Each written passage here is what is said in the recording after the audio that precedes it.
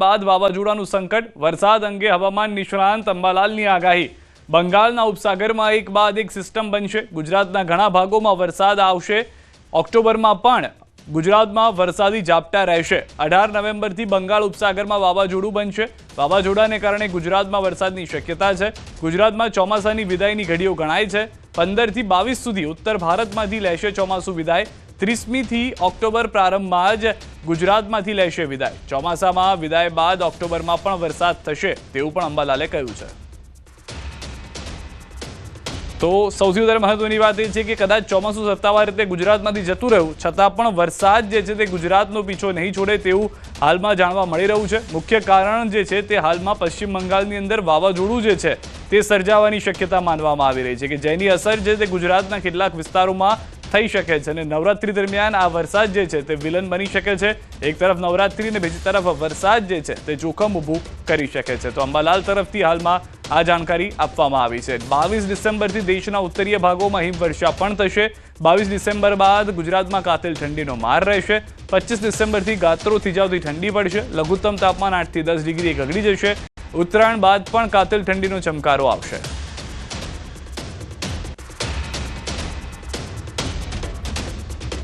તો ઉત્તરાયણ બાદ પણ વરસાદની સાથે સાથે હવે જે જાણકારી છે તે પ્રમાણે શિયાળો જે છે તે જોવા મળી શકે છે સૌથી પહેલા આપણે જણાવી દઈએ કે જે આગાહી કરવામાં આવી છે તે વરસાદને લઈને કરવામાં આવી અંબાલાલ તરફથી જે અમે આપને ટૂંક સમયમાં સંભળાવીશું કે જેમાં સ્પષ્ટ કહેવામાં આવ્યું છે કે વરસાદ જે છે તે પીછો નથી છોડવાનું ગુજરાતનો ઓક્ટોબરમાં પણ વરસાદ થશે શક્યતાઓ છે કે નવેમ્બરમાં પણ વરસાદ જોવા મળે એટલે કે દિવાળીના અંતમાં ઓક્ટોબરનો જે અંત છે દિવાળીની શરૂઆત થતી હોય ત્યારે પણ વરસાદની શક્યતાઓ રહી છે ચોમાસું શક્યતાઓ છે તે પ્રમાણે આ મહિનાના અંતમાં અથવા તો ઓક્ટોબરની શરૂઆતમાં ગુજરાતમાંથી વિદાય લઈ શકે છે પરંતુ જે સિસ્ટમો દરિયાની અંદર થઈ રહી છે તે વરસાદ માટે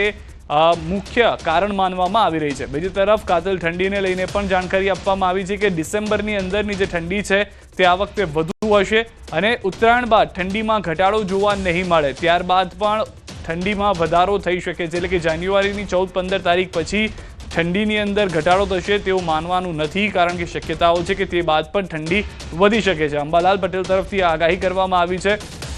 તો અત્યારના બે પરિસ્થિતિ એવી જે છે કે એક તરફ નવરાત્રિમાં વરસાદ વિઘ્ન બની શકે છે નવરાત્રિની અંદર વરસાદના થવાને કારણે કેટલાક વિસ્તારની અંદર પાણી ભરાઈ જાય તો પણ નવાય નહીં કારણ કે 1-2 ઇંચ વરસાદ થઈ શકે છે બીજી તરફ ઉત્તરાયણમાં અત્યારથી પવન સારું રહેશે તેવી હાલમાં જાણકારી મળી રહી છે તો અલગ અલગ પરિસ્થિતિમાં અલગ અલગ માહોલની અંદર જોવા મળી રહ્યો છે કેમ કે વરસાદ અત્યાર સુધીમાં જે રીતે ઉત્તર ગુજરાતમાં વરસ્યો છે સૌરાષ્ટ્રમાં વરસ્યો છે સમગ્ર ગુજરાતમાં વરસાદની જે સરેરાશ જોવા મળી રહ્યો છે આંકડો તે ખૂબ જ સારો છે પરંતુ જતો વરસાદ શું ખેડૂતોને પરેશાન કરતો જશે કે કેમ તે પણ એક સવાલ ઉઠી રહ્યા છે કેટલાક વિસ્તારોમાં તો હાલમાં જળસ્તર જે છે તે પણ ઊંચા આવી ગયા છે પરંતુ અત્યારના 18 નવેમ્બરથી બંગાળ ઉપસાગરમાં વાવાઝોડું જે બનશે તે મુખ્ય કારણ માનવામાં આવી રહ્યું છે કે જેના કારણે ગુજરાતમાં વરસાદ થઈ શકે છે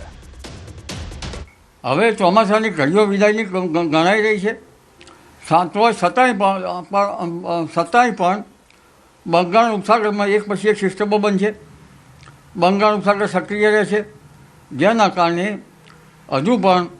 રાજ્યના ભાગોમાં વરસાદ થવાની શક્યતા રહેશે કારતક માસમાં માવઠા થવાની શક્યતા છે 18મી નવેમ્બર આસપાસ બંગાળ ઉપસાગરમાં ભારે ચક્રવાત થવાની શક્યતા છે જે અને એન્ટી સર્ક્યુલેશનો બનવાની શક્યતા રહેશે તારીખ 15 થી 20 સપ્ટેમ્બર આસપાસ અથવા તો 22 સપ્ટેમ્બર આસપાસ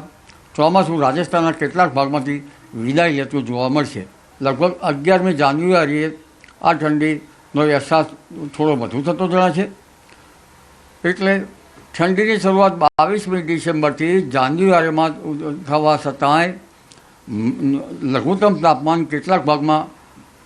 8 ડિગ્રી સુધી થવાની શક્યતા રહેશે અને